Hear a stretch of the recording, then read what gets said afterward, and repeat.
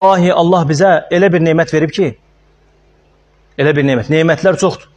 Və in ta'uddu ni'metallahi la tuhsuha. Allah Subhanahu taala buyurur ki, istəsəniz Allahın nemətlərini sayasınız, sayıb qurtara bilməzsiniz. Qəsd etdiyim odur ki, Allah bizə iman nemətini bəxş edib. Subhanallah, iman, İslam, tövhid, ittiba, sünnət neməti, Peyğəmbərə sallallahu əleyhi və səlləmə tabeçilik. Elə bu ikisi bəs eləyər. Allahın kitabı, Muhammed sallallahu aleyhi ve sellemin sünnəsi. Baxın ki, subhanallah, milyonlarla insanlar var. İbadət edirlər, özlərinin havalarına görə və yaxud kimlərinsə dediklərinə görə. Lakin xoş o insanların halına ki,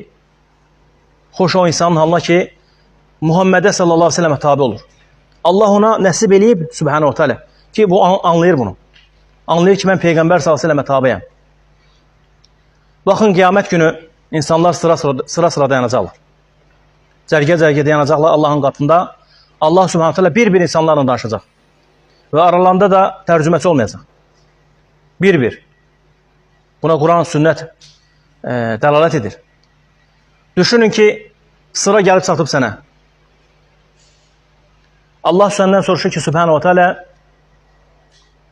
İttəbə'tə mən, kimə tabi oldun? Bu günləri o sevincin içində ol ki, ey qul, ey əhl-i sünnə, ey sünnə olan. Sevincin içində ol ki, sən deyəcəksən ki, İttəbə'tü Muhammedən sallallahu aleyhi ve sellem. Peyğəmbərə tabi oldun. O gün nicat tapacaqsın.